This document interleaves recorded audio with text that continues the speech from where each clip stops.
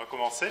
Bienvenue chacun et chacune. Ça fait plaisir de voir les uns et les autres qui sont de retour. Et je vous propose de commencer ce culte par le chant 247, Torrent d'amour et de grâce. On peut se lever si vous le souhaitez. C'est toujours bon de se souvenir du sacrifice de Jésus pour nous. C'est la base de notre foi, et sans ce sacrifice, en fait, tout le reste n'a pas de sens. On ne serait probablement pas là aujourd'hui.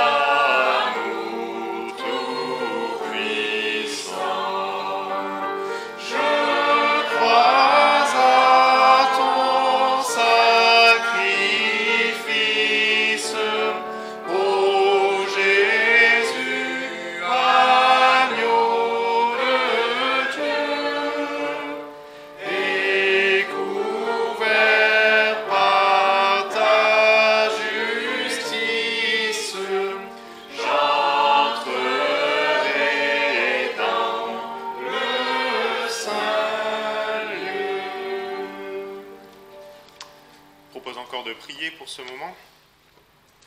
Notre Dieu, merci parce que tu as pourvu pour nous pour un sacrifice parfait. Merci parce que tu es cet agneau de Dieu qui ôte le péché du monde par ton sacrifice volontaire.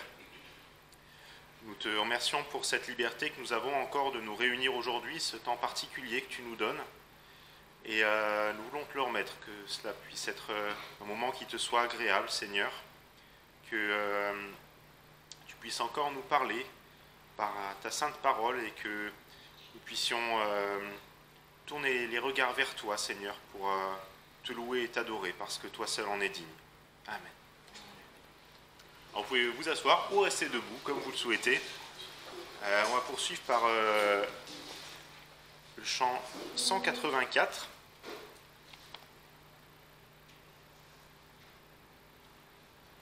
Jésus, tu nous appelles à former un même corps. Et on a chanté pour se souvenir de ce sacrifice de Christ pour nous. Et c'est ce sacrifice même et le sang que Jésus a versé qui nous unit en tant que frères et sœurs et en tant qu'Église.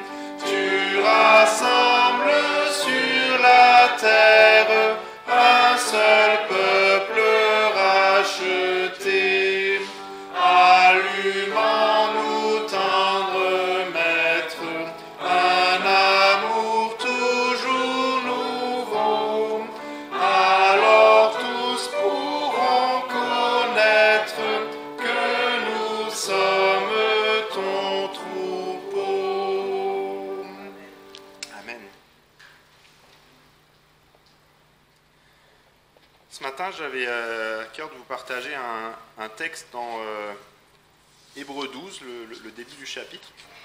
On va prendre juste les quelques versets avant pour se mettre un petit peu dans le contexte, puisque c'est tout un texte qui s'enchaîne.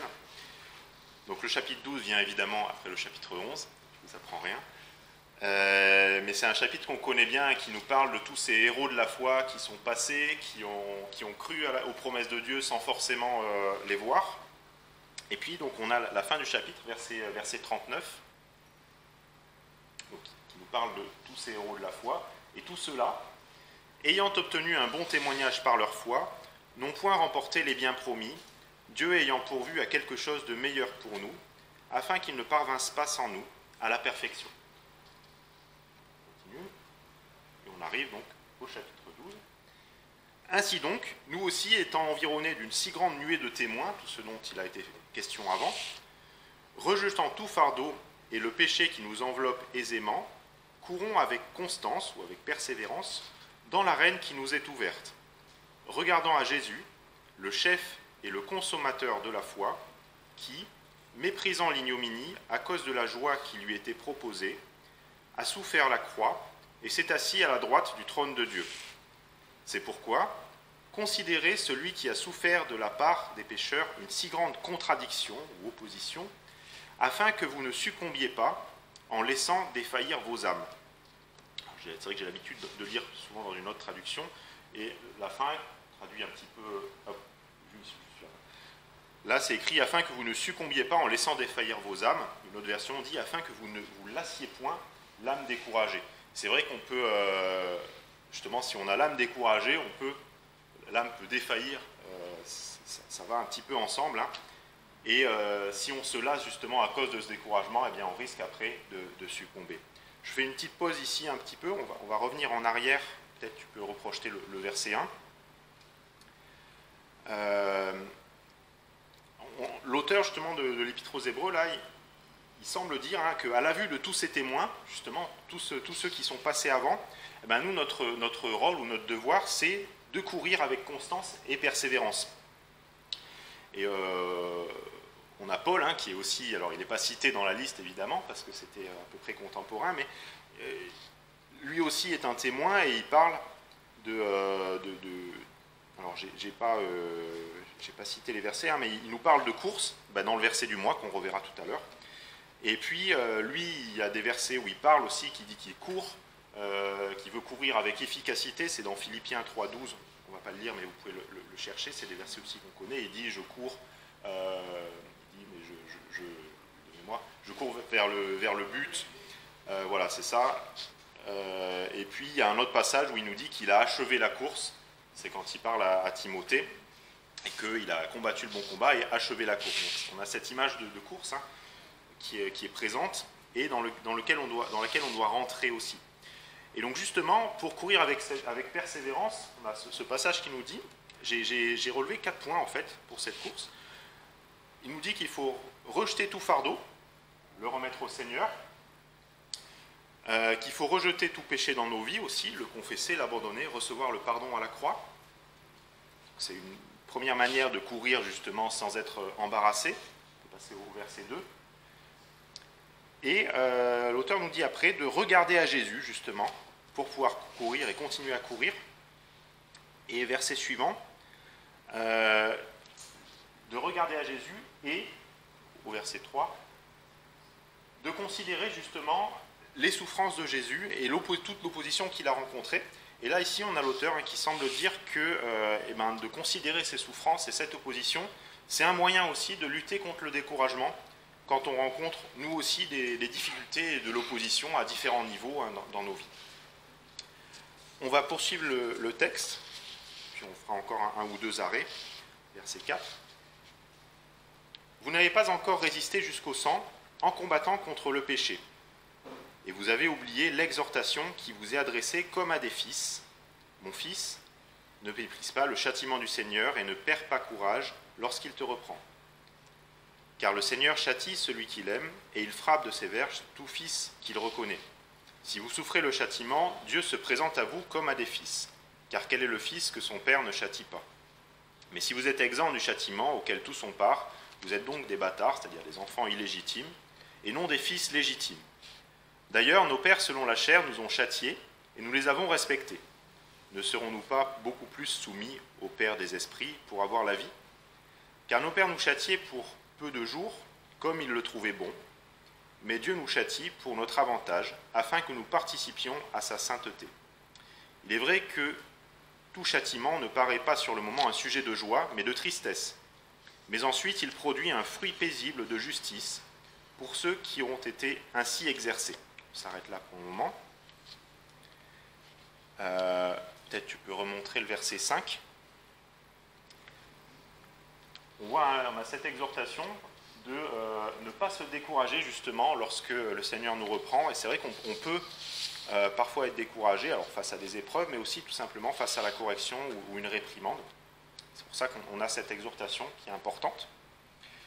Et on a tout le développement à la suite, verset 6, où justement on voit que c'est parce que le Seigneur nous aime qu'il nous reprend quand il juge qu'il y en a besoin, pour ne pas nous laisser nous égarer justement, et pour qu'on ne persiste pas dans nos erreurs. On peut aller verset 10. On voit que Dieu, lorsqu'il nous corrige, c'est toujours pour notre avantage, afin que nous participions à sa sainteté. Et on voit que la correction ou la réprimande de Dieu, elle est toujours juste, toujours mesurée, et toujours faite avec amour et pour notre bien.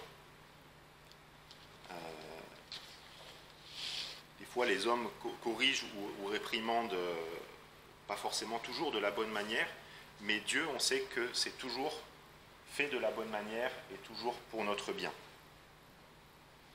Et verset 11, puis après on passera à la suite, et on voit que justement cette correction produit après un fruit paisible de justice. Verset 12. Fortifiez donc vos mains languissantes et vos genoux affaiblis, et faites à vos pieds un chemin droit, c'est-à-dire suivez avec vos pieds un chemin droit, afin que ce qui cloche ne se dévoie pas, mais plutôt qu'il soit guéri. Recherchez la paix avec tous et la sanctification sans laquelle personne ne verra le Seigneur, veillant à ce que personne ne se prive de la grâce de Dieu, à ce qu'aucune racine d'amertume poussant dehors ne vous trouble et que plusieurs n'en soient infectés, à ce qu'il n'y ait point de fornicateurs ni de profanes comme Ésaü, qui pour un mets vendit son droit d'aînesse. Car vous savez que, voulant même après cela hériter de la bénédiction, il fut rejeté car il n'obtint pas un changement de résolution, quoiqu'il le demandât avec larmes. On a encore cette exhortation à rester ferme, à persévérer, à fortifier vos mains languissantes, vos genoux affaiblis. Et peut-être tu peux remontrer le verset 14. Et puis on a cette exhortation encore qui nous dit de rechercher la paix avec tous. Paul en parle aussi dans Romains 12, 18. S'il peut se faire et autant qu'il dépend de vous, ayez la paix avec tous les hommes. C'est-à-dire, autant que ça dépend de nous, et en gros, faites votre part pour être en paix avec tous.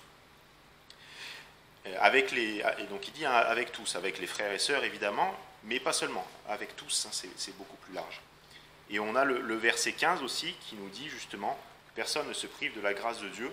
Et on a besoin de cette grâce de Dieu jour par jour pour marcher et pour être en paix justement autant que possible avec tous.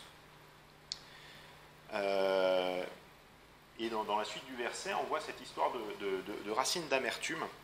C'est vrai que des fois, justement, si on laisse des fois, ça peut être des incompréhensions ou des blessures qu'on a reçues, prendre racine sans les remettre au Seigneur, eh bien, on peut avoir après de l'amertume qui prennent racine sans forcément, des fois, qu'on s'en rende compte. Et ça peut être un danger pour nous, justement, pour notre marche, ça peut nous freiner dans notre marche, dans notre course. Mais ça peut être aussi, finalement, un danger pour tous ceux qui nous entourent petit à petit.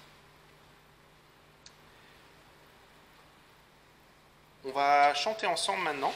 Alors, un chant je vous avais appris il y a quelques mois. Alors, peut-être, voilà, c'est l'occasion de voir si on s'en souvient toujours. Numéro 338.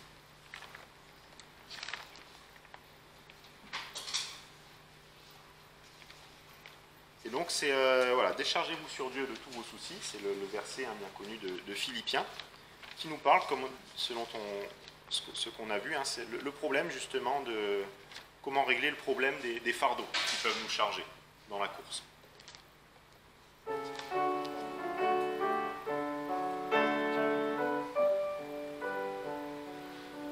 Tout petit peu plus vite si on peut.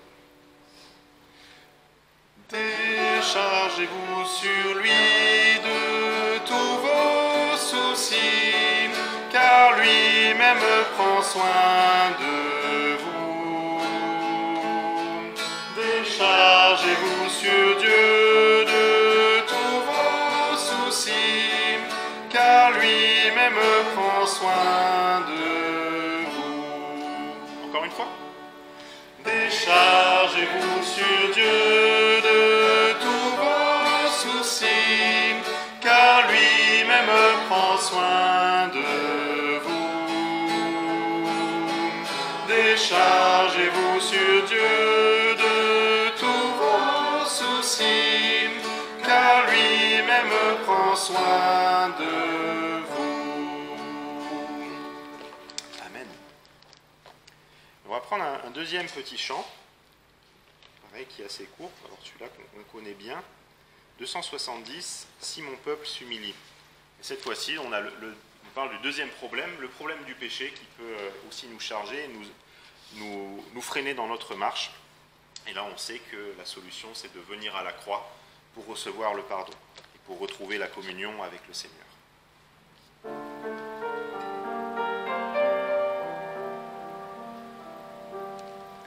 Si mon peuple s'humilie, s'il prie en cherchant ma face, se détourne de sa voie impure, je l'exaucerai des cieux. Si mon peuple s'humilie, s'il prie en cherchant ma face, se détourne de sa voie son péché j'effacerai, son pays je guérirai. Et c'est un texte qu'on retrouve dans 2 Chroniques 7, verset 14. Le verset du mois, et c'est le dernier jour qu'on le lit ensemble. Et là, justement, je cherchais des histoires de courses, et dans ma concordance, je me dis, mais il y a des passages où il parle de courses. Ce verset, il me dit quelque chose quand même, quand je l'ai retrouvé. Et donc, c'est effectivement le verset du mois. Est-ce que quelqu'un veut le lire? Allez, Mathieu, qui est devant. Ne savez-vous pas que ceux qui courent dans la lice courent tous, mais un seul remporte le prix? Courez de telle sorte que vous le remportiez. 1 Corinthiens 9, 24. Amen. On a encore cette exhortation à courir avec persévérance et en gardant les regards sur le Seigneur. On a entendu les premières notes, le signal de la victoire. C'est un chant encore qui peut nous encourager dans le combat à garder les yeux sur le Seigneur Jésus, sachant qu'il a acquis la victoire, et qui nous encourage aussi à prendre les armes de Dieu, en particulier l'épée de la parole et la prière, là dans le refrain. On peut se lever pour le chanter.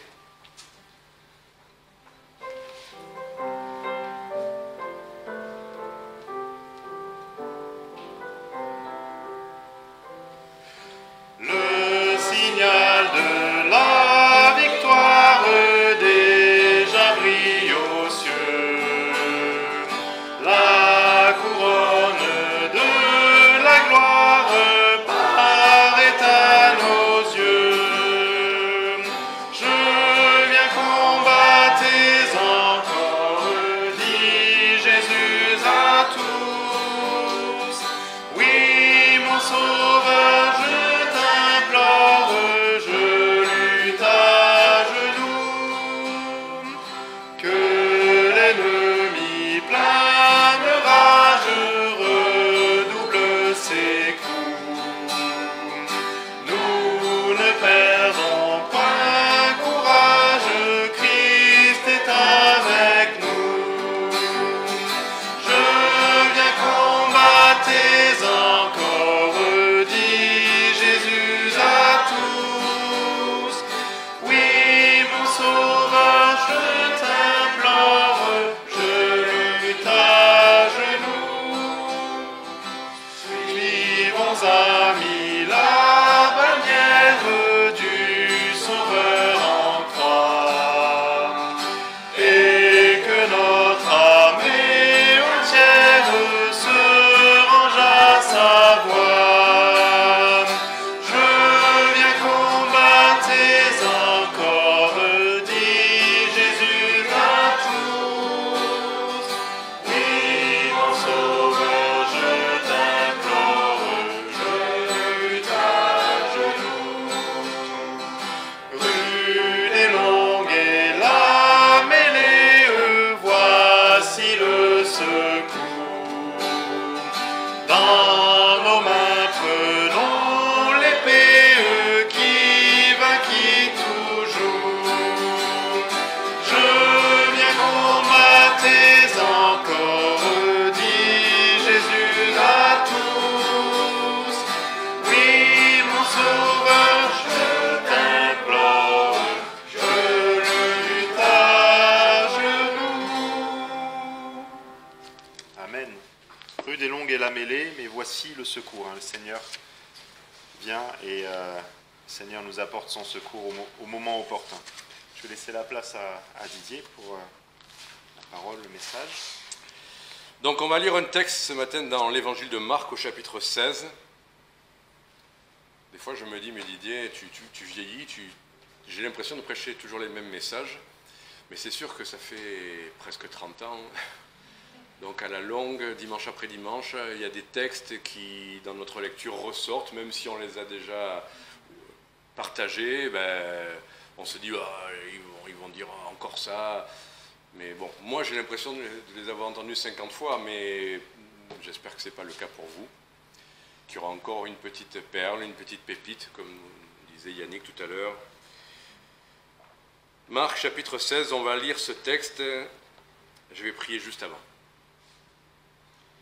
Seigneur, nous te remercions parce que tu es un Dieu toujours vivant. Tu sais nous montrer que tu es à nos côtés. Tu nous l'as dit, tu nous l'as promis, ça nous suffit. Tu as dit, tu seras avec nous tous les jours jusqu'à la fin du monde, jusqu'à la fin de ce monde, jusqu'à la fin de notre monde terrestre. En tout cas, tu l'as promis, tu seras avec nous et rien ne nous séparera de toi. Et je t'en remercie. Merci maintenant de bénir ces paroles, que tu les rendes à nouveau vivantes. Seigneur, c'est un texte qui a près de 2000 ans, et pourtant il est toujours vivant, et depuis 2000 ans, des gens l'ont prêché, c'est pas seulement moi-même, c'est des serviteurs de Dieu ont pris ces textes pour rappeler des vérités bibliques, exhorter, encourager, consoler. Et Seigneur, ce texte qui soit encore vivant par ton esprit, et que nous puissions croire et mettre en pratique durablement ce que tu vas nous montrer. Au nom de Jésus-Christ et pour sa gloire. Amen. Marc chapitre 16 donc, verset 1. Après que le sabbat fut passé, Marie de Magdala, Marie, mère de Jacques et Salomé, achetèrent des aromates pour venir embaumer le corps. Et elles vinrent au sépulcre de grand matin, le premier jour de la semaine, comme le soleil venait de se lever. Et elles disaient entre elles, « Mais qui nous ôtera la pierre de l'entrée du sépulcre ?» Et ayant regardé, elles virent que la pierre avait été ôtée. Or, elle était fort grande. Puis, étant entrées dans le sépulcre, elles virent un jeune homme assis du côté droit, vêtu d'une robe blanche, et elles furent épouvantées. Mais il leur dit, « Ne vous effrayez point, vous cherchez Jésus de Nazareth, qui a été crucifié. Il est ressuscité, il n'est point ici. Voici le lieu où on l'avait mis. Mais allez, dites à ses disciples et à Pierre qu'il vous devance en Galilée, vous le verrez, là, comme il vous l'a dit. » Et elles sortirent aussitôt, et elles s'enfuirent du sépulcre, car elles étaient saisies de crainte et d'étonnement, et elles ne dirent rien à personne, car elles étaient effrayées. Voilà, je m'arrête là. Il y a beaucoup de mots qui ont des rapports avec des sentiments ou des émotions. Effrayé, épouvanté, on les voit, ou, on aimerait dire, mais rempli de joie, elles partirent et obéir. Non, ça n'est que des inquiétudes. Le premier jour de la semaine, elles viennent et elles ont des inquiétudes. Mais qui va nous ôter cette pierre ? Moi, j'avais l'impression finalement qu'elle n'était pas si grande que ça, puisque au chapitre précédent, au verset 46, Joseph, ayant acheté un linceul, le descendit de la croix, l'enveloppa dans ce linceul et l'a mis dans un sépulcre qui était taillé dans le roc, et il roula une pierre à l'entrée du sépulcre. Alors je ne sais pas s'il était aidé ou pas, mais lui tout seul, a priori, ou aidé, je ne sais pas. Voilà. Mais enfin, quoi qu'il en soit, ce qui est certain, c'est que Dieu lui-même, on le voit dans le chapitre 16 qu'on vient de lire, Dieu lui-même dit « Or, elle était fort grande ». Voilà, si Dieu a pris le soin de dire ça, c'est pas qu'elles étaient paresseuses ou timorées, elle était vraiment fort grande et il fallait vraiment qu'il se passe quelque chose pour que cette pierre soit levée. Et donc le titre de ce message, c'est « Qui nous ôtera la pierre ?» Il faut revenir un peu en arrière pour comprendre ce qui vient de se passer. On est juste après quand même ces dernières journées terribles où moi j'ai relu les textes, tous les textes qui parlent à partir de la Pâque, de l'arrestation, de l'abandon, des prières du Seigneur, des Romains qui le battent, de Pilate qui se moque de lui, on le fouette, on le tape, on lui met une couronne d'épines, et puis vient la croix, et puis il y a eu un procès qui n'était pas équitable, et il a été abandonné par ses amis, et puis finalement on le met à la croix, et il va passer là, si j'ai bien compris, au moins 6 heures. Puisqu'il est... je ne veux pas dire des bêtises, on va peut-être faire attention, mais... Il était, verset 25, chapitre 15, il était la 3e heure quand ils le crucifièrent. Verset 33, quand vint la 6e heure, il y eut des ténèbres sur toute la terre jusqu'à la 9e heure. Donc ça fait bien 6 heures. Et c'est à la 9e heure qu'il va mourir. Donc c'est à 15 heures en fait. La première heure, c'est au lever du soleil. Et tout ça se passe donc pendant 6 heures. 6 heures de crucifixion, 6 heures de souffrance. Toutes ces scènes, on les connaît. Il meurt. Et pour les disciples, c'est un véritable traumatisme.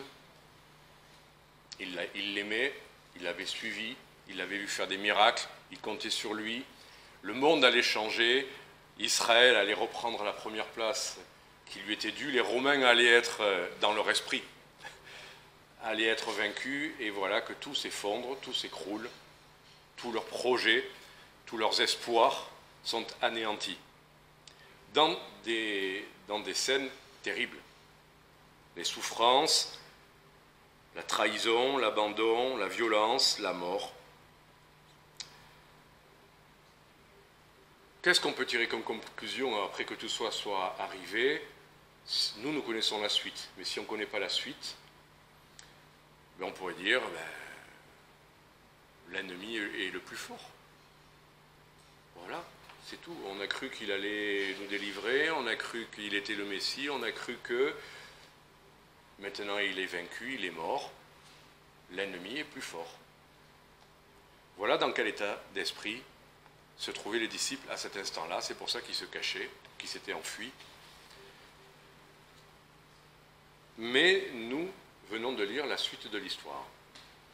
Et plus de 2000 ans plus tard, nous connaissons la suite de l'histoire qui est faite de souffrance, mais de victoire, de propagation de l'évangile, de conversion, de miracles encore. Et jusqu'à aujourd'hui, dans tous les pays du monde, des gens se tournent vers le Seigneur et sont sauvés et croient en lui parce que Jésus-Christ n'est pas resté mort, il est ressuscité. Donc nous connaissons la suite de l'histoire. Alors voilà, maintenant qu'on a vu le contexte, on comprend mieux, on sait que nos états d'âme, c'est pas rien. Un état intérieur, avoir une âme lassée, comme le disait notre frère tout à l'heure en introduction, découragé, lassé, ça peut être un coup de frein et ça peut être vraiment notre chute. Que la lassitude et le découragement, l'inquiétude et la perte de foi. Mais ce texte, d'emblée, nous montre quoi? Que Dieu reste le Dieu des miracles, des délivrances et des victoires. Et ce texte nous montre aussi que c'est toujours Christ, crucifié et ressuscité, que nous devons chercher et qui est la solution. Parce que ces femmes, oui, l'ange leur a dit, pour vous qui cherchez Christ, ne vous effrayez point. Donc c'est ça notre chemin, tant qu'on est prêt à chercher Christ, à le désirer, à espérer de lui, eh bien, on a ce qu'il faut. Le Dieu des délivrances est là, le Dieu des victoires est là, et nous sommes à la place où nous devons être, quels que soient les temps et les circonstances. Juste, je vous partage un texte que les disciples, à cet instant-là, auraient pu se partager. Vous le connaissez dans Lamentation, chapitre 3, verset 17. C'est un texte qui a été donné à quelqu'un qui savait que ça allait être le désastre. Jérémie est le prophète du désastre, on pourrait dire. C'est lui qui sait, qui voit, à qui Dieu donne le message de cet anéantissement de la nation glorieuse d'Israël, de la dispersion. Et lui-même est dedans, et lui-même est anéanti de tout ça. Et lui-même se sent presque rejeté comme tout le peuple. Alors on va lire ces quelques versets. Lamentation chapitre 3, verset 17. On aurait pu lire avant, mais on lit déjà ça. Tu as éloigné de la paix de mon âme. J'ai oublié le bonheur. Et j'ai dit, ma force est perdue. Et l'espérance que j'avais en l'Éternel. Est-ce que ce n'est pas des paroles de quelqu'un qui est déçu, qui est anéanti, qui perd la foi? Ma force est perdue et l'espérance que j'avais en l'Éternel. Même son espérance est anéantie. On continue.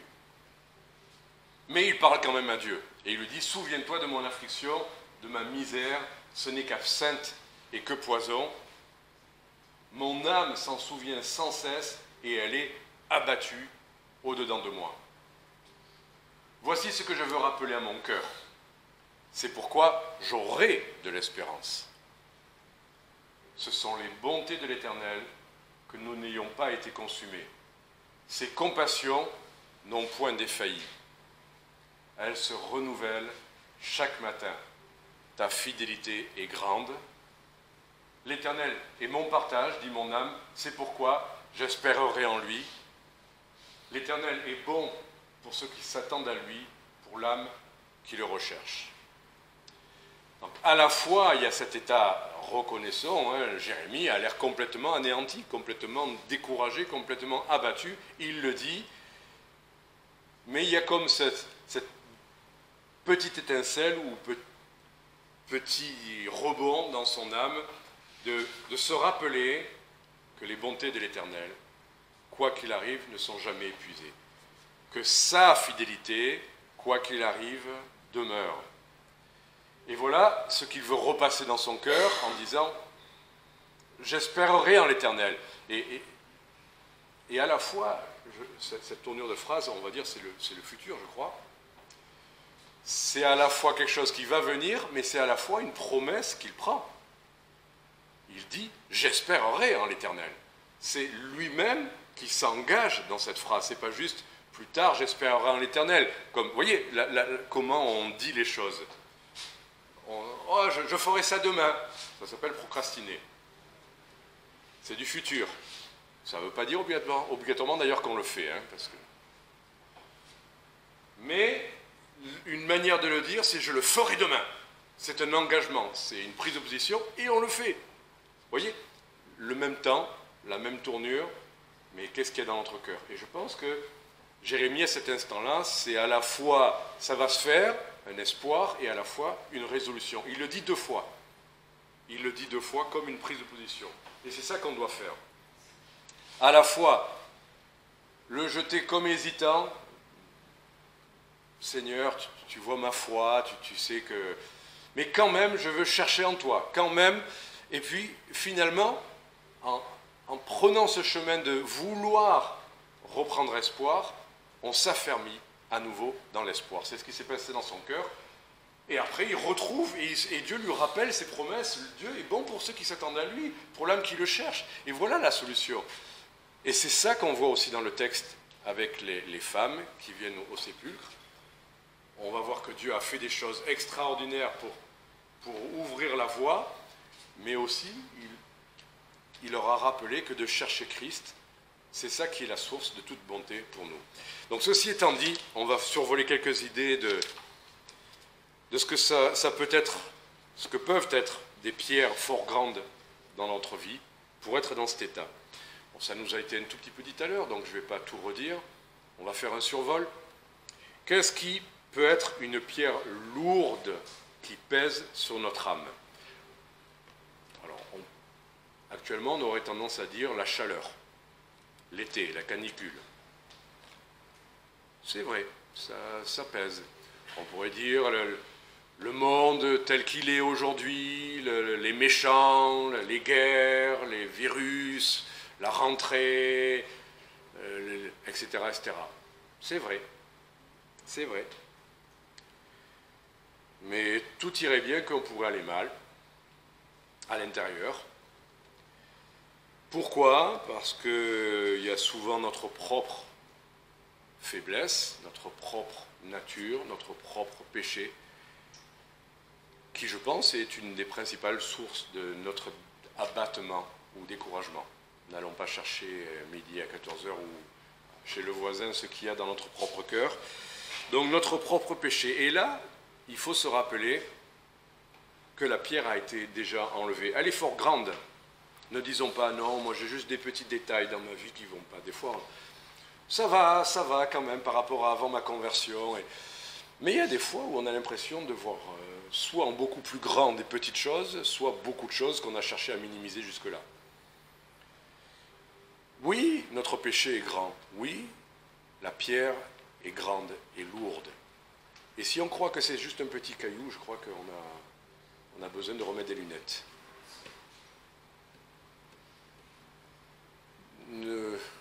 Si on se présente devant Dieu encore en disant « moi ça va, mais regarde ce publicain », si c'est ça notre prière, de dire « regarde-le lui », Moi ça va, bon, je ne suis pas parfait, hein, mais...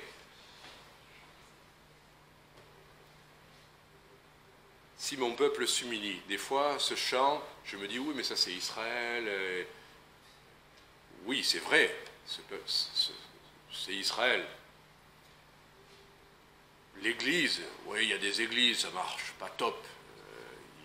Ils ont ce genre de musique, ils se comportent comme ça, et puis il y a ça, et la doctrine c'est pas ci, et c'est pas ça. C'est vrai. Mais nous, dans nos cœurs, est-ce que ça va si bien que ça? Je parle dans nos cœurs, hein. Je ne parle pas maintenant si on est bien habillé, si on s'est bien rasé ce matin, je parle dans nos cœurs. Est-ce que vous vous êtes senti un peu dans les paroles de Jérémie tout à l'heure, où vous dites, oh là là, ce Jérémie, il n'avait pas le moral, hein. Heureusement que moi ça va. Hein. Je ne sais pas, hein, pour vous. Je ne sais pas pour vous, mais bon, il y a des moments quand même où je suis un peu... Je trouvais qu'il y avait des paroles, je m'y retrouvais un peu, quoi. Où est ma joie? Quelles qu'en soient les raisons, le Seigneur dit, réjouissez-vous. Réjouissez-vous toujours dans le Seigneur.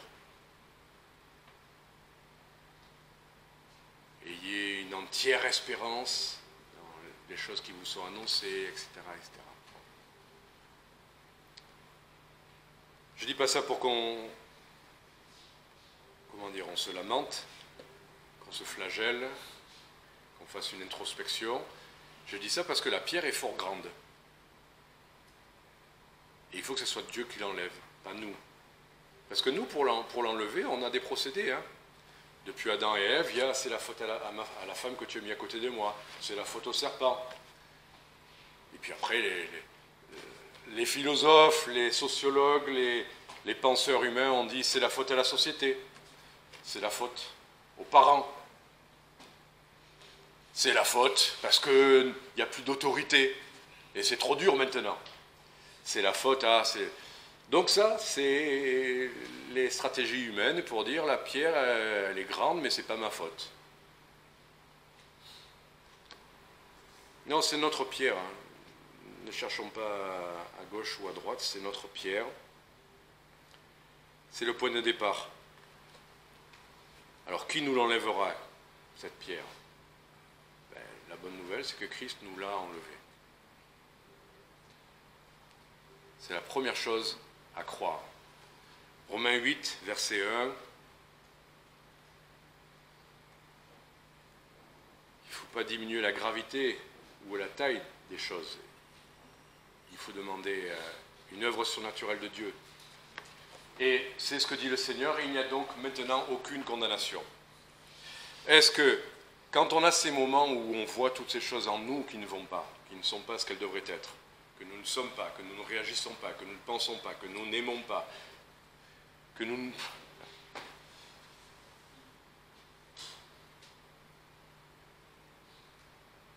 Est-ce que c'est Dieu qui nous montre ça pour qu'on soit écrabouillé?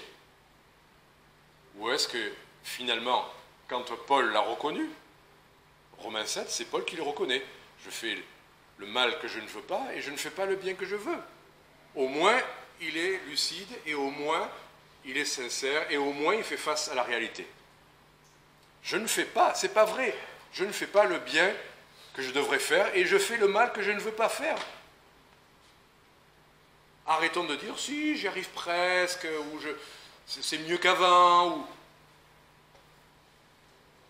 Mais, après avoir dit misérable que je suis, si vous n'êtes pas capable de penser encore que vous êtes misérable aujourd'hui, tant mieux pour vous.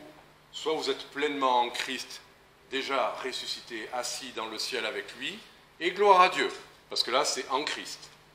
Mais si c'est en vous, encore en train de dire oh, c'est pas trop mal, j'ai pas menti, j'ai pas volé cette semaine, je me suis pas énervé, j'ai tapé personne, j'ai volé personne, donc, globalement ça va. Si on en est encore à dire ça, j'ai eu des discussions avec un frère en Christ pour savoir si Romains 7 c'est un combat dans la vie du chrétien ou c'est quelqu'un qui va à la conversion. On n'était pas d'accord, et je ne vais pas vous dire qui pensait quoi. Mais ce qui est sûr, que ce soit pour la conversion ou pour un chrétien en lutte avec ce qu'il est, ce qui est sûr, c'est qu'on reste misérable que je suis. Pas pour dire toute la journée misérable que je suis, misérable que je suis, misérable que je suis. Si c'est vraiment le Seigneur qui a voulu nous le montrer et qu'on dit misérable que je suis, le verset d'après, c'est « Mais gloire soit rendue à Dieu qui nous fait triompher en Jésus-Christ ». Ce misérable que je suis n'est pas un constat de notre défaite en Christ ou dans la vie chrétienne. C'est un constat de ce que nous sommes. Ce que nous sommes. Mais ayant goûté, pris conscience, reconnu à nouveau que ce que c'est ce que nous sommes, immédiatement, c'est « Mais gloire soit rendue à Dieu qui nous fait triompher en Jésus-Christ ». Pourquoi en Jésus-Christ il nous fait triompher? Parce que pour tout ça, Dieu dit « Il n'y a donc maintenant aucune condamnation ».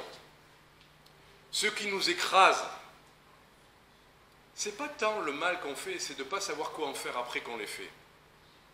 Enfin, demander pardon, changer, oui, demander pardon pour ce qu'on a fait, mais finalement on arrive pas trop mal à aller en avant, vous savez, oubliant ce qui est en arrière et me portant vers ce qui est en avant. Non, il faut demander pardon quand il faut demander pardon, ne pas vouloir recommencer, d'accord? Il n'y a donc aucune condamnation parce que Christ a payé pour nos péchés, c'est sûr. Et sa solution, c'est pas de dire qu'on n'a pas de péché, puisqu'il dit dans 1 Jean, si nous disons que nous n'avons pas de péché, nous séduisons nous-mêmes. Mais la suite de ça, c'est de dire, mais si nous confessons notre péché, il est fidèle et il est juste pour les pardonner et pour nous purifier de toute iniquité. Des fois, on a eu une discussion avec un frère pendant l'expo, en prise avec certaines difficultés, et à un moment donné, je lui ai dit, mais notre victoire, c'est pas que nous soyons victorieux sur toute chose, parce que voilà, je veux la délivrance de ça, je veux la victoire sur ça, et quand j'aurai la victoire sur ça, et on est toujours en train de dire quand j'aurai la victoire sur ça, et on se cherche toujours des victoires, et Dieu veut qu'on ait des victoires. Mais pourquoi il nous a dit, si nous confessons nos péchés, il est fidèle et juste pour nous les pardonner? Est-ce que c'est pas ça notre victoire? Est-ce que notre victoire, c'est que nous ne péchions plus bien que le Seigneur veuille qu'on ne pêche plus? D'accord? Dans le même texte, il dit, je vous ai dit ces choses afin que vous ne péchiez point. C'est comme quelqu'un qui se lave, c'est pas pour qu'il puisse encore mieux se salir. C'est pour qu'il fasse, à plus forte raison, encore plus attention. Non? Quand vous êtes, bon, vous avez une jolie chemise blanche, bien propre, ça ne vous donne pas plus envie de faire particulièrement attention avec vos spaghettis bolognaises?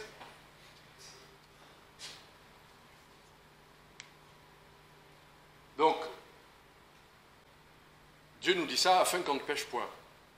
D'être propre, d'avoir été lavé, d'avoir été purifié, justifié, que Dieu est. On en discutait avec quelqu'un, oui, Dieu, allez, je vais vous donner des drôles d'images encore, mais Dieu veut laver notre linge. Je connais un frère qui a un certain âge, mais dont la maman veut absolument qu'il lui amène encore son linge. Il a son appartement, il a son métier, mais elle veut absolument. Et frères et sœurs ne sont pas contents, ils disent « Maman, arrête de lui laver son linge » et tout ça. Alors lui, il arrête d'amener le linge. Mais la maman, elle le gronde. Elle lui dit « Je veux ton linge, je veux que tu m'amènes ton linge. C'est ma joie. »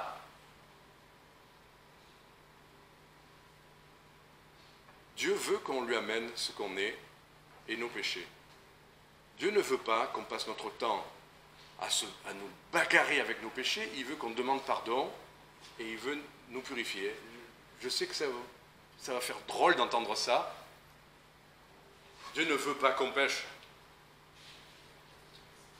Mais n'hésitons jamais à venir à lui pour chacune de nos défaillances, chacun de nos péchés, pour notre mauvaise nature, pour toutes les sources de troubles de notre âme. N'hésitons jamais à venir à lui. Mais quoi? À venir à lui pour pleurnicher, pour demander pardon. Parce qu'on demande pardon pour une faute. Si vous dites « Ah, mais c'est mes traumatismes à moi, Si vous voulez discuter encore selon les stratégies du monde, Ah, c'est pas de ma faute, tu vois ci et tu vois ça. Là, vous ne venez pas confesser vos péchés. Vous venez plaider circonstances atténuantes. Et là, ça n'ira pas. Enfin, en tout cas, vous ne repartirez pas avec le pardon et la purification. Mais venez confesser vos péchés, votre part de responsabilité. Tout à l'heure, notre frère nous a rappelé, soyez en paix avec tous, tant que cela dépend de vous. Il y a des situations parfois, des tensions, Bon, ça m'arrive. Dans ces cas-là, on voit bien que l'autre aussi a une part de tort, objectivement. Mais reconnaissez votre part. N'exigez pas de l'autre qu'il reconnaisse sa part. Reconnaissez votre part objectivement. Demandez pardon. Et c'est ça, rechercher la paix avec tous. Déjà, reconnaître son tort, ne pas venir exiger.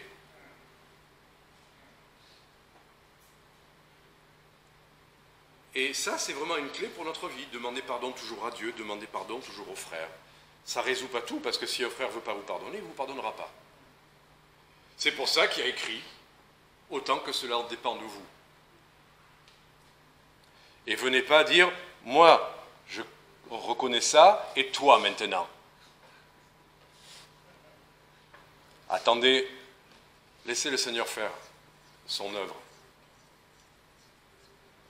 Donc la pierre a été levée, il n'y a donc aucune condamnation. Dieu ne veut pas nous laisser dans la condamnation.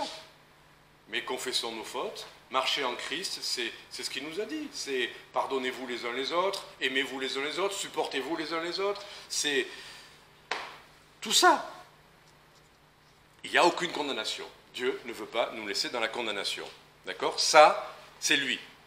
Si vous êtes écrasé parce que vous êtes vos péchés et que ça vous laisse aplati comme une serpillière au sol, ben sachez que ce n'est pas Dieu qui veut faire ça. Parce que Dieu, s'il vous a montré quelque chose, c'est pour vous relever. Quand Méphibosheth s'est présenté comme un chien mort devant David, qu'est-ce qu'a fait David? Il a dit « Oh, comment tu parles, tu exagères un peu. » Il a dit « Mais je veux te faire goûter de la bonté de Dieu. Lève-toi, viens à ma table.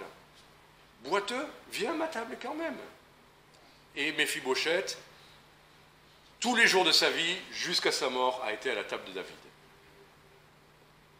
Il y a eu une histoire après avec Tsiba, enfin, ça c'est une autre affaire. Mais il n'empêche, il a goûté des bontés de l'Éternel jusqu'au bout. La pierre était lourde, mais Dieu l'a enlevée. Votre pierre à vous, elle est lourde, non? Ou ça va? Peu importe. En tout cas, Dieu dit elle est lourde. Elle est fort grande. Mais il l'a déplacée. Alors après, on a toute une quantité de choses en plus de notre péché. Il y a notre faiblesse. Bon, on a vu ce verset, mais on va en lire quelques-uns qui sont encourageants. Pour notre faiblesse, Ésaïe 40, justement, verset 28. On était à côté tout à l'heure avec Mathilde, elle n'était pas très loin de ce texte-là. Mais Ésaïe 40, verset 28, « Ne le sais-tu pas, ne l'as-tu pas entendu que l'Éternel est le Dieu d'éternité, qui a créé les extrémités de la terre? Il ne se lasse point, même de nous pardonner. Il ne se lasse point de nous pardonner. Il a pris le soin de nous le dire. Il ne se fatigue point, et on ne peut sonder son intelligence. Vous êtes fatigué, vous êtes lassé, ben lui ne se lasse point, lui ne se fatigue point, et il a des solutions à tout, on ne peut pas sonder son intelligence, il aura une solution. On continue. Il donne de la force à celui qui est lassé. Vous dites, mais là je suis tellement lassé. Merci Daniel de ton partage, qui part le matin, mais abattu, sans force. Et combien de fois ça peut nous arriver que le Seigneur nous donne quand même une circonstance et on se rend compte qu'il nous donne la force à cet instant-là. Il donne de la force à celui qui est lassé. Donc quand on est à plat, arrêtons de choisissez ce que vous voulez, pleurnichez, ne nous lamenter, demandez de la force à celui qui peut vous la donner. Il accroît la vigueur de celui qui est affaibli. Vous entendez? Apprenez-le par cœur ce verset. Ça va vous servir encore. Il accroît la vigueur de celui qui est affaibli. On est affaibli, écrasé, lassé, bon, ok, mais il donne de la force et il accroît la vigueur. Celui qui était à plat, vous le voyez se relever et avoir une énergie qu'on n'imaginait même pas. On continue. Les jeunes gens se fatiguent. Vous saviez ça? Où il est ton frère là? Vous savez que vous allez vous fatiguer. Ne croyez pas que parce que vous êtes jeune, vous allez vous fatiguer.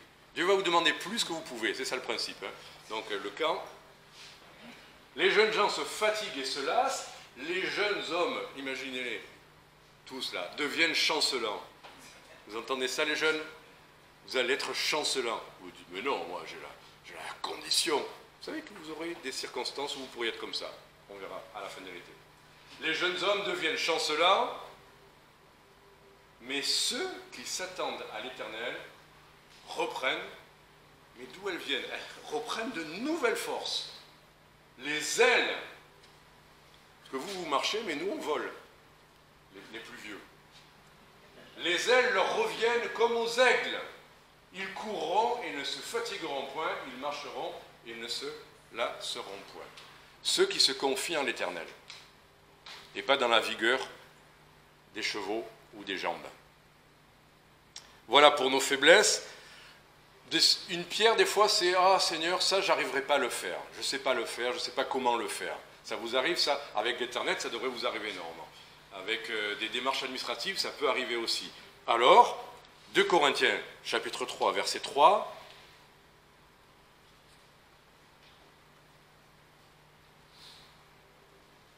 Et même rendre témoignage de Christ. Il est évident que vous êtes une lettre de Christ, due à notre ministère, écrite non avec de l'encre, mais avec l'esprit du Dieu vivant. Ce que les gens veulent voir, ce n'est pas si on est vigoureux en nous-mêmes, ils veulent voir l'esprit de Dieu en nous. Voir justement pourquoi en certaines circonstances, quand tout s'effondre, un chrétien peut être encore debout. Pas en se disant « Ouais, ils sont extra ». Peut-être de l'avoir vu quelques minutes avant, complètement abattu et relevé. Là, on se dit « Mais c'est extraordinaire, qu'est-ce qu'ils ont ?» C'est écrit par l'esprit du Dieu vivant. Non sur les tables de pierre, mais sur les tables de chair, celle du cœur. De voir des gens abattus qui après sont dans la joie et dans la louange, on continue. Or, c'est par Christ que nous avons une telle confiance devant Dieu, c'est par Christ qu'on peut faire confiance à Dieu pour nous aider dans toutes circonstances. C'est par Christ, c'est pas parce qu'on le mérite, c'est par Christ. Non que nous soyons capables par nous-mêmes de penser quelque chose comme de nous-mêmes, mais notre capacité vient de Dieu. Notre capacité, quoi que ce soit que nous ayons à faire, moi je vais partir aux Philippines, je reconnais que depuis des semaines, bon, pour diverses raisons, c'était difficile de l'envisager, mais je vais m'accrocher sans arrêt à ma capacité, elle doit venir de Dieu. Je vais aller voir un kiné avant, je vais faire tout ce que je peux pour bien me préparer. Mais la seule chose que Dieu m'a dit pour cette circonstance-là, c'est de prêcher l'Évangile. On attend de moi que je vienne encourager des églises à évangéliser le peuple juif et des jeunes à s'engager dans le ministère, et etc., etc. Moi, Dieu me dit, il va prêcher l'Évangile. Bon. Et si ça veut dire simplement qu'il y aura des âmes là-bas, dans ces églises-là, qui ne sont pas encore converties, et que d'une manière ou d'une autre, ils vont entendre l'Évangile. Des fois, nous, on a des projets, les hommes font des choses, et Dieu a d'autres projets. Et Dieu...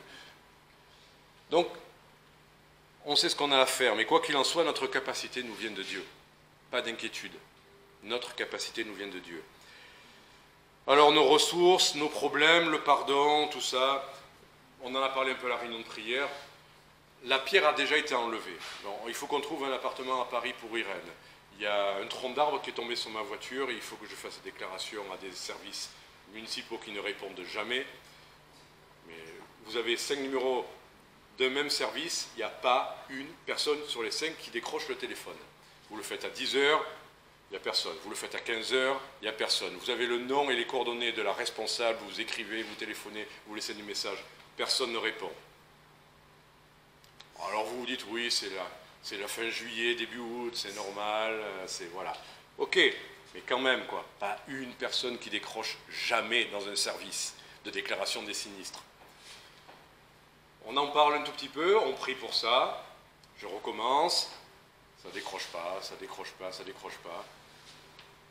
Ah, quelqu'un a décroché. Gloire à Dieu. Vous voyez, les miracles sont possibles. Quelqu'un a décroché, qui m'a dit qu'il faut faire la déclaration par écrit. Mais au moins, je sais ce que j'ai à faire, avec certitude.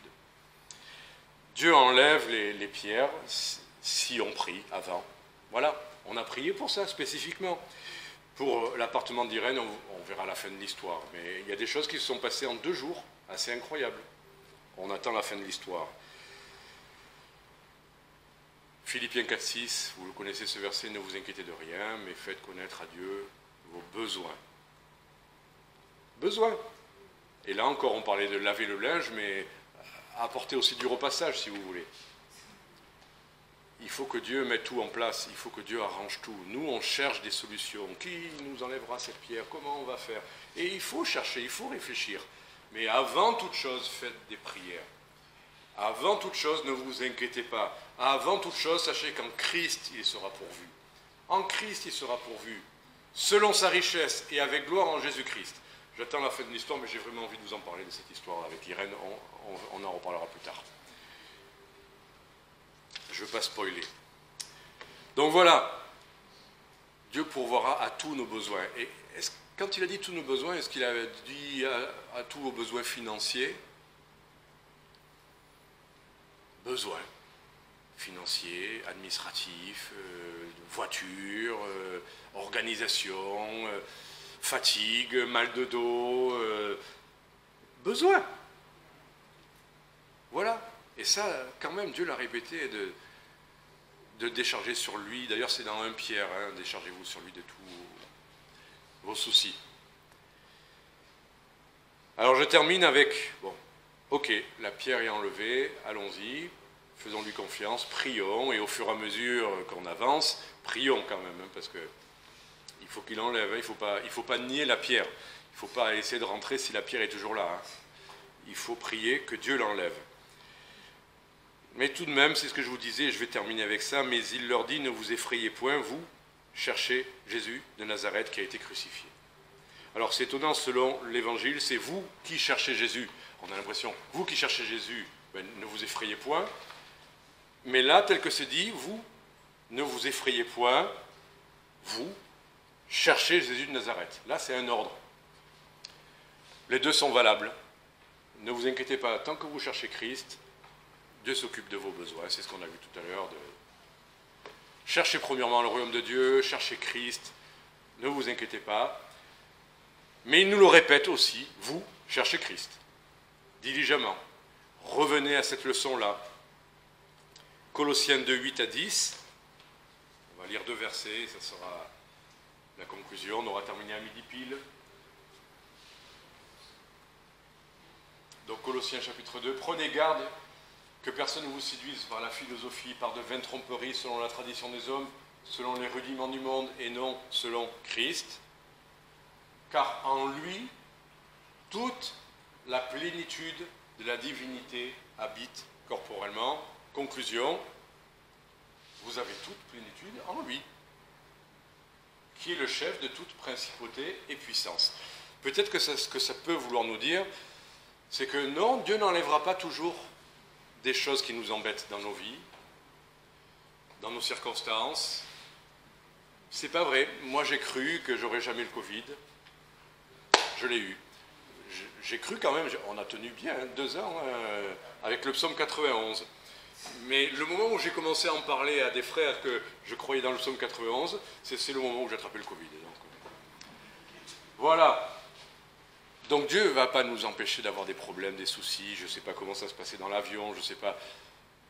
Dieu n'a jamais dit que tout irait bien. Mais il a dit qu'on aurait toute plénitude en lui. Et que lui suffit. Lui suffit à nos besoins, lui suffit à nous permettre de supporter certaines choses difficiles, lui suffit à espérer, lui suffit à nous relever, lui suffit au pardon, lui suffit. Et pas presque. Toute plénitude. Vous avez tout pleinement. Pleinement satisfait. Il n'y a pas de frustration. Il n'y a pas, oh, on a accepté de vivre ça, mais bon, c'est dur. Hein. Non, c'est plénitude. Et la conclusion, 1 Pierre 2, 9 à 10.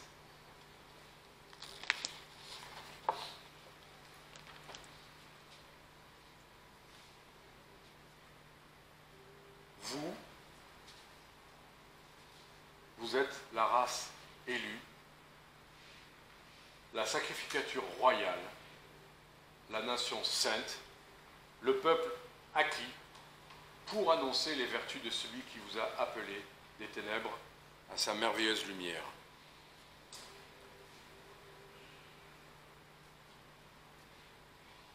Il n'y a rien à rajouter. Voilà ce qu'on est à ses yeux. Tout à l'heure, on commençait avec « misérable que je suis »,« chien mort », etc. Mais quand on est en Christ, voilà comment Dieu nous voit. On est la race élue, on est la sacrificature royale. On n'est pas des misérables qui viennent quémander, on est la sacrificature royale pour venir prier. C'est ça que nous sommes. D'accord? La nation sainte. Mais Seigneur, tu vois combien nous sommes misérables. La nation sainte. C'est nous. Nous, les chrétiens. Le peuple acquis. Dieu a payé, nous lui appartenons. Personne ne lui volera qui que ce soit ou quoi que ce soit de ce qu'il a acquis par son propre Fils et par son sang. Et il nous a appelés, quoi? À annoncer les vertus, pas de nous, restons des Méphibosheth, des misérables, mais nous annonçons les vertus de celui qui nous a appelés des ténèbres à son admirable lumière. Voilà, on est là pour ça, pour annoncer ses vertus. Nous restons, allez, c'est cette image-là, vous savez, le diamant, on ne le met pas sur un joli, comment dire, du velours arc-en-ciel. On se dit, mais l'arc-en-ciel, ça va faire briller encore mieux le diamant. Non, on le met sur du velours noir. On ne voit que le diamant. Nous sommes ce que nous sommes. Voilà comment Dieu nous voit. Arrêtons de nous flageller, mais annonçons les vertus de celui qui nous a appelés. Ses vertus à lui, Christ. On aura toujours raison en parlant de Christ. On aura toujours raison en nous parlant de ce qu'il est, de ce qu'il a fait, de ce qu'il a dit et de la croix surtout. On n'est jamais à un meilleur endroit qu'en annonçant la croix. Si jeunes gens vous annoncez la croix, Amen. Vous annoncez les vertus de ce Dieu qui nous a aimés, qui nous aime pécheurs, mais qui paye pour nos péchés. Vous annoncez cet évangile-là. J'étais encouragé par une sœur en Christ, parce qu'on chante de temps en temps, et à gauche, à droite, on essaie de s'encourager avec Florian, avec l'utilité des chants et tout ça. Et on en a chanté un peu à l'Expo Bible, à une conférence ou à la convention. La voix a été éraillée, c'était la catastrophe, musicalement. Mais la sœur, elle est venue me voir après, elle m'a dit « Oh, ce chant-là, j'aimerais bien avoir la partition, tu l'as ?» C'était... Marie. Hein? Marie. Marie? Marie qui a demandé? Ouais. Non, c'est pas Marie. Non, c'était la chanson. C'est... quel malade il fait, là? J'ai dû laisser le ciel. Je ne me souviens même pas des titres de mes chansons. J'ai dû laisser le ciel. Et la seule chose qu'elle a dit, et c'est ça plus que tout qui m'a encouragé, elle m'a dit, non, ce chant, pardon, il est vraiment christocentrique, j'aime bien. C'est ça qui... de tous les chants qu'on fait actuellement, ceux qui ressortent, des chants qui ont été écrits il y a 15 ans ou il y a 20 ans, qu'on pensait, bon, c'était les chants d'autrefois, c'est ça que les églises commencent à chanter, Golgotha, lieu du crâne. Des gens, pour Pâques, des églises l'ont pris, ou... J'aime ça plus que tout. Que ce soit les chants qui parlent le plus de Christ, qui s'est abaissé, qui a tout donné, qui est mort pour nos péchés, qui est ressuscité. C'est simple, c'est toujours le même message, mais c'est ça, finalement, c'est ça que les chrétiens aiment le plus. Parce qu'on est tous pareils, hein. C'est ça qu'on a besoin d'entendre. Hein. Christ mort pour nos péchés. C'est ça qui nous fait le plus de bien à tous. Christ crucifié, mort pour nos péchés. Que le Seigneur vous bénisse. On va terminer avec le chant 229. Entends-tu, Jésus t'appelle. Quand j'ai choisi les chants, j'ai un peu hésité avec celui-là. Je me suis dit, mais c'est un chant plutôt d'évangélisation. Bon, après tout, pourquoi pas, hein. Et c'est vrai que ce chant, on va voir, il exhorte à répondre à l'appel de Dieu, à ouvrir notre corps à Jésus. Alors évidemment, c'est d'abord en vue du salut, hein, pour ceux qui ne connaissent pas le Seigneur. Mais en réfléchissant et en regardant un petit peu plus, bah, c'est aussi, ça peut être aussi justement ouvrir notre cœur à Jésus pour le laisser rentrer jusqu'au fond, jusque dans les recoins, dans les pièces fermées, dans les endroits arrangés. Voilà, pour lui laisser faire son œuvre en nous et aussi justement répondre à son appel quand il nous parle, par son esprit, par sa parole, sur des choses particulières. C'est aussi une exhortation pour nous. On peut se lever, oui.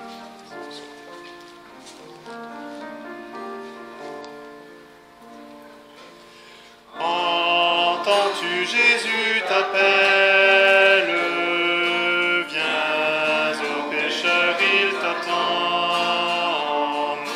À cette voix si fidèle, tu résistes à trop souvent.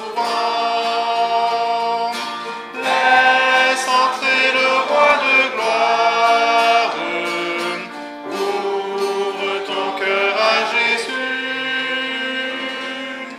Laisse entrer le roi de gloire, hâte-toi, ne tarde plus. Pour le péché, pour le monde, tu trouves place en ton cœur. Point pour le sauveur du monde, rien pour l'homme de douleur. Laisse entrer le roi de gloire, ouvre ton cœur à Jésus. Laisse entrer le roi de gloire, hâte-toi, ne tarde plus. Jésus frappe, il frappe encore, ouvre à ton libérateur, et pour toi luira l'aurore du véritable bonheur. Laisse entrer le roi de gloire, ouvre ton cœur à Jésus. Laisse entrer le roi de gloire, hâte-toi, ne tarde plus. Aujourd'hui c'est jour de grâce, ne compte pas sur demain. Pendant que ton sauveur passe, saisis sa puissante main. Laisse entrer le roi de gloire, ouvre ton cœur à Jésus. Laisse entrer le roi de gloire, hâte-toi, ne tarde plus. Amen. Bon dimanche, puis que le Seigneur puisse nous garder dans sa paix et les yeux fixés sur lui.